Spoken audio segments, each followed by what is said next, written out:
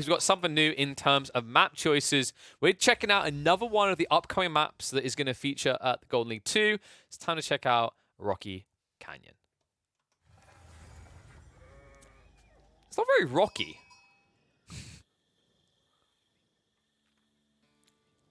Why is this called Rocky Canyon? Like, okay.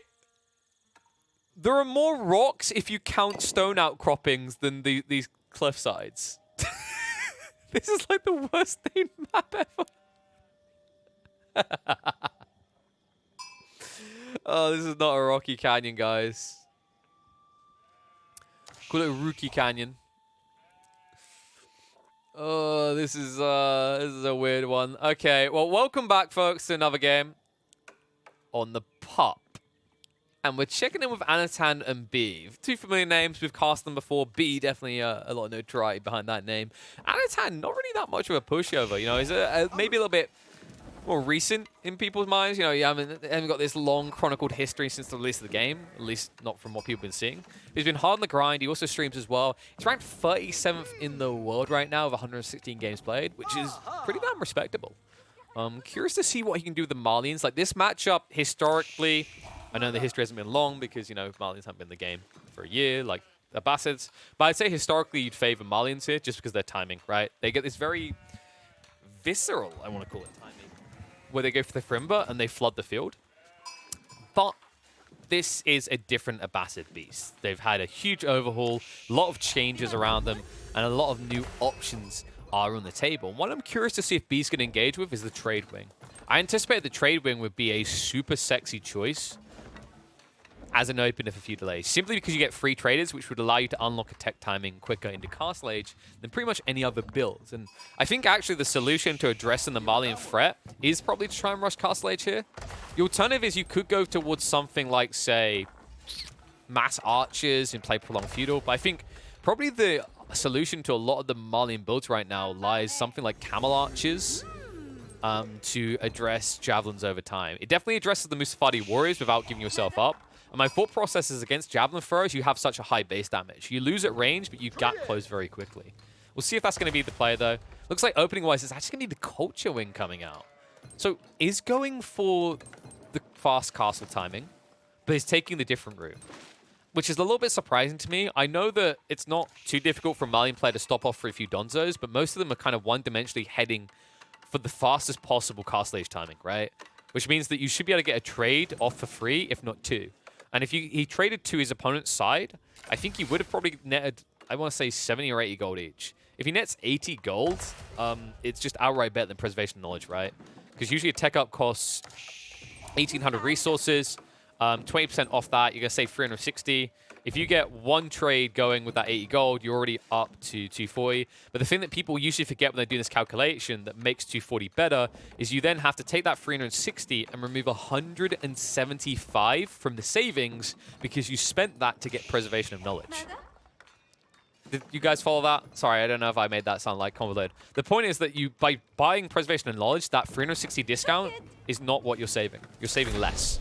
Now, of course, you'll research a lot more things than just Preservation of Knowledge. So over time, Wheelbarrow, you know, Horticulture, all these things will add up in terms of savings. But for the optimal fastest castle timing, it's actually slower.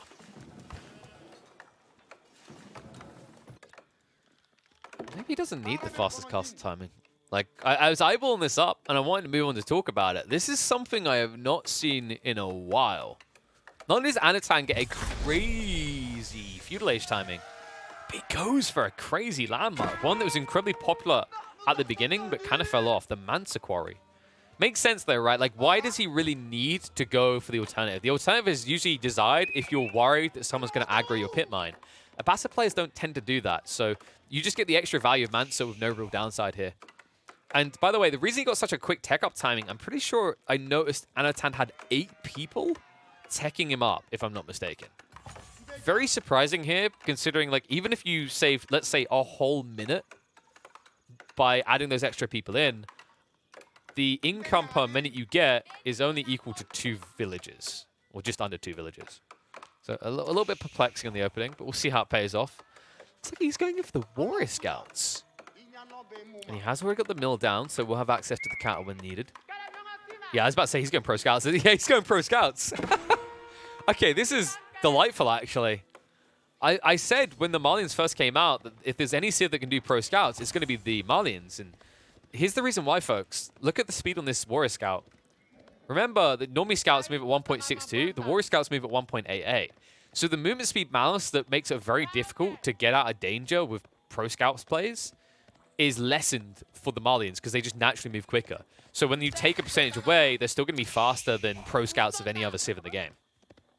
On top of that, they can fight back, right, against any unit that attacks them. If a scout attacks them, they dish out a decent amount of damage. If any other type of unit attacks them, they have 7 base. So they're not completely helpless, is the point.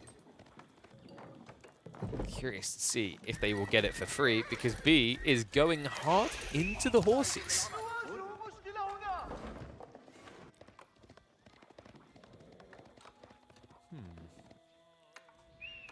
And Anatan's going for the trade. Really? This kind of surprises me. I wonder, like, he didn't scout the horses, though, did he? Man, that makes it rough. You've got, like, 3 scouts out. Obviously, 2 of them were added recently. I don't think he scouted the stables opening from B. The reason why this is a very critical detail is going trade when your opponent goes horseman. It's like you're begging to lose the game, right? Like, you can't easily defend against horsemen, especially across a long trade route, even if it goes through your base halfway. Well, B is going to lose the scout at least to the Warrior Scout play. This is another thing that makes this play pretty broken once the Malians get a few options, because so far we know that Farimba Garrison's maybe a little bit too strong, but Malians kind of lack other opportunities. Once this opportunity start to get developed by the meta, I actually think that Warrior Scouts are going to be very oppressive. Because the reality is that because they move at 1.88 movement speed and they get so much bonus damage against scouts, you can always destroy your opponent's vision game. It's something that I've talked about before. It's why Horsemen are an S-tier unit in Feudal Age. The ability to deprive vision is ridiculous. Interesting little flash going out here. So it feels like Anatan's kind of stuck in this comp now, right? Like, you don't have any other cavalry you can really lean on. You don't really want to be going into sofas at this stage, I don't think. I think it's just too expensive. Scouts are half the price. But he needs to get enough scouts that he can overwhelm B. And B isn't allowing that. Because he went double stables, he's actually able to keep pace constantly. As long as that's the case, Anatan can't fight. You know, maybe over 6-7 minutes, the passive healing will give him the edge, but he hasn't got 6 or 7 minutes to wait.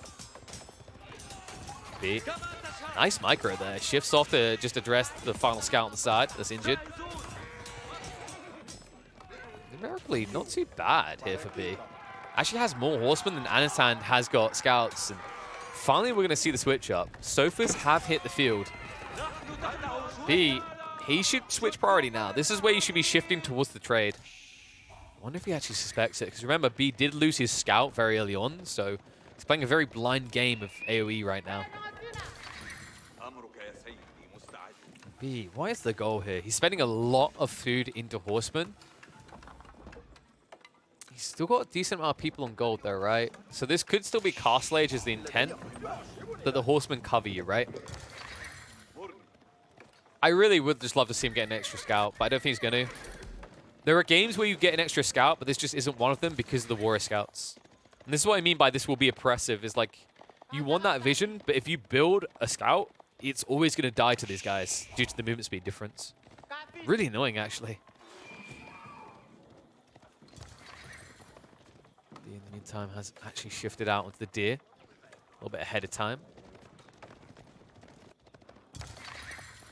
Anatan kind of has the world in his hands right now, right? Like, he's got his trade route set up. There's no way it's going to be interrupted in the short-term future, simply because the way that B has played this, because he didn't want to go into Iraqs, he has to keep his horsemen nearby to his deer. Right? He's paranoid about being raided, and that feeling only gets snowballed by the fact that you don't see anything on the map. So what's the play from Anatan here? Like, you probably want to go up to 7 or 8 traders and then try to get Castle Age. It's a little bit risky, though, because if B realizes that's your play, he could just keep spamming horsemen and go in. He could also just target Castle Age himself, which you get at a decent pace because remember, Anatan, although once the traders are set up, he'll have a good economy, they have to be set up first, right? And that has a cost to it. Admittedly, the cost has been half because of this stupid trick with the marketplace that still exists. B actually decided to go for a second TC here. It's a very peculiar build that he's gone for. I don't think the second TC was his original intent. Like, you went Culture Wing into Preservation of Knowledge. What have you done with that, right? Like, you've got your tech upgrades, so it kind of pays for itself in that regard.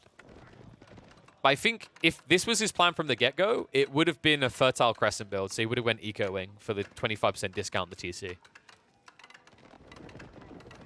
That being said, I think like it's still okay to do 2 TCs without the Eco Wing. You should probably never be doing 3 TCs without Eco Wing as your opening build. I think that's where you will notice the difference. That's where you'll feel truly behind. But by doing it this way, B now has a way of securing Castle Age at a discount. And when you do the build this way, where it's not an optimal Castle Age rush timing, I think that's where Culture Wing can thrive. Right? I think if you're still looking for the fastest Castle Age time in the game, it's always going to be Trade Wing. Sorry, that's a bit unfair. Always Trade Wing? No. If you've got, for example, a Dry Arabia spawn and the trade post is literally 2 inches away from your base, it's not going to be the play. But any map where you've got like 2/3 of the distance between you and your TC, Trade Wing opening just makes the most sense for Castle Age timing. Of course, as we said, B isn't really fixated on that. He's gradually making his way to Castle Age, but in the meantime, he's got a lot of horsemen coming in. And it seems he is privy to a little bit of information Anatan didn't want to give.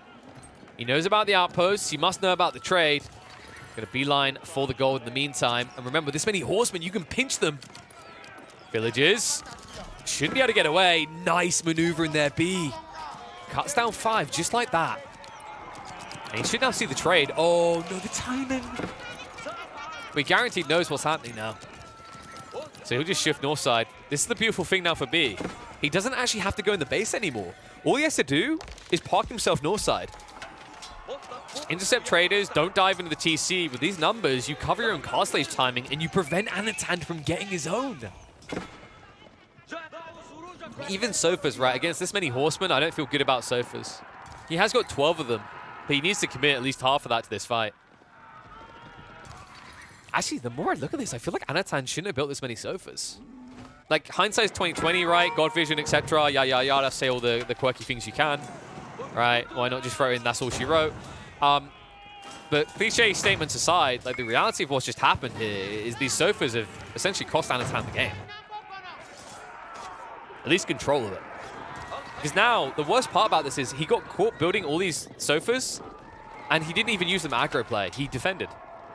So now, even if he rushes across the B side of the map, like, B's going to have defenses, he's going to have a decent army. In fact, B, instead of going for that Castle Age, which he could have afforded, he went for his second line of horsemen. And he's now prepping spearmen, because what has Anatan just done here? He's made a one-dimensional comp. Mass cavalry is good to react and aggro, right? You can defend and you can be aggressive kind of at the same time. Like, it's a fluid motion. But when you mass cavalry, you're also telling your opponent you're only doing one thing. And your opponent is playing the Abbasids. The best civ for spears. And what have you just built? The thing that gets countered by spears. This is going to get problematic, folks. Anatan, when you make this many Sofas, you need to find a way in. You can't just be doggy sitting. Tries to wrap around, but the spears aren't being targeted right now. Oh, this does not feel like the fight you want to be taking. B, the horsemen are tanking enough damage here. The spears are just running him through. Anatan, just like that, is losing the battalion. In fact, I think he's just lost everything. I don't even know why you want to commit to this. I don't think he wants to commit to the game anymore. GG gets called. Anatan feels the frustration, feels no way out. So I guess that was just the screw-it fight to end it all. Great read by B in that game. The way that he actually just kept massing horsemen, understanding the dynamic force of this, it was his only option, really. That's kind of the crazy part, is that Anatan forces B into this comp if he wants to remain competitive out in the field, because you can't rely on scouting vision to get ahead. You just need to have horsemen that can get in or out. When your opponent's building warrior scouts, nothing else kind of really works, because if your splinter groups get caught off, you get picked apart by this very fast-moving scout. So you can't even scout. That's the point I'm going to bring it back to. The fact that you can't actually have your own vision out to see what your opponent's doing means you kind of just have to lean hard on these horsemen. But the way that B done it looked kind of gluttonous at first, but works out nicely. And I will restate this. Like, this was a pivot. I don't think this was the intended build originally when he went for preservation of knowledge. Usually when you want to do preservation of knowledge, there's probably a little bit bigger focus on towards castle age and an optimal timing on one TC. You can kind of lean to the second TC, but there's no way in hell you're leaning into 20 plus horsemen as well. But this was just B reacting to the game appropriately. Like, his understanding of what his opponent wanted to do. You know, you can't even call it luck that he discovers a trade. Like, he beelines into the gold vein location and notices there's not many villagers working on that gold vein. That's tip number one that your opponent's trading. Tip number two is, yo, he's running right through his base. So from there on out, what does B do? He doesn't commit to a fight he can't win against sofas. He simply preps spears for the counterattack and gets rid of the marketplace. And the reason the spears are so important is once you get rid of that marketplace, Anatan has an all-in timing. With 20 sofas and 15 scouts, his only play remaining is to go torch the base, and doesn't get a chance to do that either.